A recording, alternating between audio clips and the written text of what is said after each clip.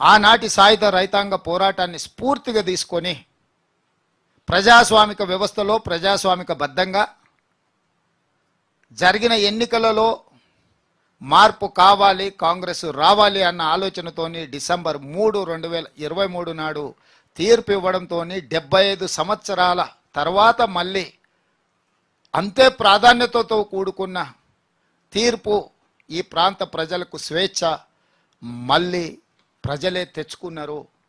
ఆ పోరాటంలో కేసీఆర్ కుటుంబం పతనమైంది. కేసీఆర్ కుటుంబం అధికారం నుంచి ప్రజలు దించివేయడం జరిగింది.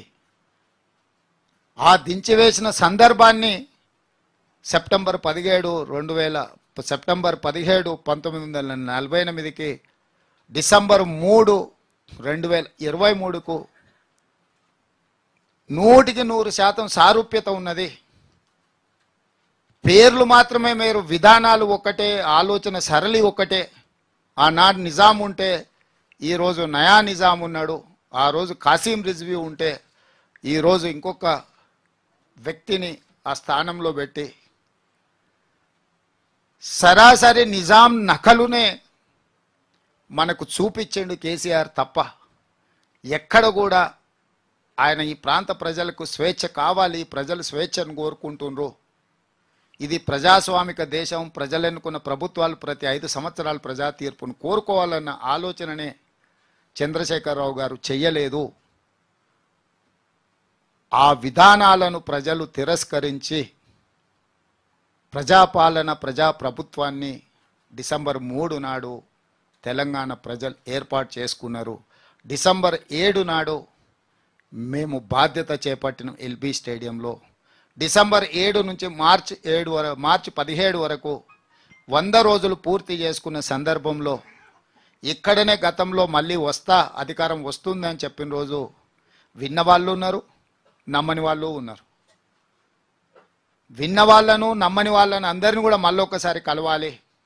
ఈ 100 రోజుల్లో మా పరిపాలన పట్ల మీ యొక్క ఆలోచన, మీ యొక్క విశ్లేషణ, మా భవిష్యత్ కార్యాచరణకు అవసరమైన ప్రణాళికను మీతో కలిసి మాట్లాడి మాది ఎంత గొప్ప ప్రభుత్వం అంటే ధర్నా చౌకే వద్దు, నిరసనలు అనేటివి ఉండనే వద్దు అన్నోళ్ళను కూడా ధర్నా చౌక్లో ధర్నాలు చేసుకోవడానికి స్వేచ్ఛగా అనుమతి ఇచ్చినామంటే మా ప్రభుత్వంలో ఎంత స్వేచ్ఛ ఉందో అదొక ఉదాహరణ చాలు అని నేను అనుకుంటున్నా.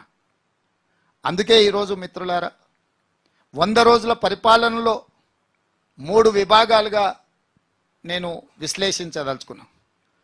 ఒకటి సాంస్కృతిక పరమైన విధానం, 2 పరిపాలన పరమైన విధానం, 3 సంక్షేమము, అభివృద్ధి అనే నిర్ణయాలు.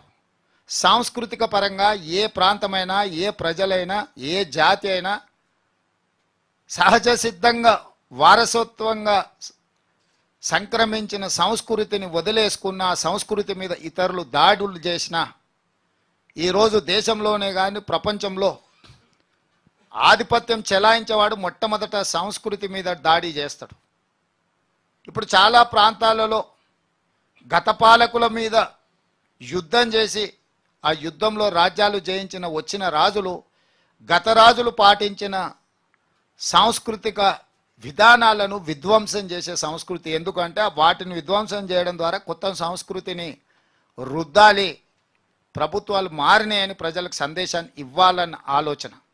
చంద్రశేఖరరావు గారు కూడా తెలంగాణ ఉద్యమం జరిగినప్పుడు ఉన్న విధానాన్ని ఆయన అధికారంలోకి వచ్చి ఆధిపత్యం చెలాయించడం మొదలుపెట్టినాక సహజ సిద్ధంగా వారసత్వంగా వచ్చిన తెలంగాణ సంస్కృతి సాంప్రదాయాలను కాలక్రమేణా కాలమరుగు చేసేసి తన ఆలోచననే మనకు రుద్దాలన్న విధానాన్ని వారు అవలంబించారు. ఉద్యమంలో టీజీ ఉంటే కేసీఆర్ వచ్చినాక టీఎస్ అని తీసుకొచ్చిండు, టీఆర్ఎస్కు నకలుగా టీఎస్ని తీసుకొచ్చిండు. తెలంగాణ తల్లి అని అంటే ఆయన కుటుంబ సభ్యురాలాగానే ఉండాలి, తెలంగాణ నిజమైన తల్లిలాగా కాదు, తెలంగాణ తల్లి అంటే వాళ్ళ కుటుంబమే అన్న విధానాన్ని పోల్చిండు. తెలంగాణ ఉద్యమంలో ప్రజలు పాడుకున్న జయ జయ తెలంగాణ రాష్ట్రం ఏర్పడ్డ తర్వాత నిషేధానికి గురైంది. ఆ కవులు కళాకారులను ఎవరిని కూడా గుర్తించే ప్రయత్నం కూడా చెయ్యలేదు. తెలంగాణ రాష్ట్రం ఏర్పడ్డ తర్వాత అధికారిక చిహ్నంలో ఉద్యమ స్ఫూర్తి ఉంటుంది, త్యాగాల పోరాటాల విధానాలు ఉంటాయని అందరూ భావించారు. కానీ రాచరిక పోకడలతోనే మేము నయా జమీందారులము, మేము రాచరిక పోకడలతోనే తెలంగాణ అధికారిక చిహ్నం ఉంటుంది అని చెప్పి అధికారిక చిహ్నంలో కూడా రాచరిక పోకడల్ని ప్రదర్శించిండు తప్ప ప్రజాస్వామిక స్ఫూర్తిని కానీ తెలంగాణ ప్రజల యొక్క త్యాగాలను కానీ అందులో ఎక్కడ పొందుపరచలేదు. సాంస్కృతిక విభాగాన్ని ఏర్పాటు చేసిన అన్నాడు తప్ప కవులు కళాకారులను తన గడిలో బంధించి వాళ్ళని పొగడడానికి, వాళ్ళ భుజకీర్తులను పెట్టడానికి అందుకు మాత్రమే వాళ్ళను ఉపయోగించుకున్నాడు తప్ప ఎక్కడ కూడా ప్రజల యొక్క ఆలోచన విధానాన్ని ప్రజా సమస్యలనే బానిగా మార్చి ప్రజల యొక్క సమస్యల్ని పాటల రూపంలో ప్రజల యొక్క ఆలోచన విధానాన్ని పోరాటాలకు స్ఫూర్తి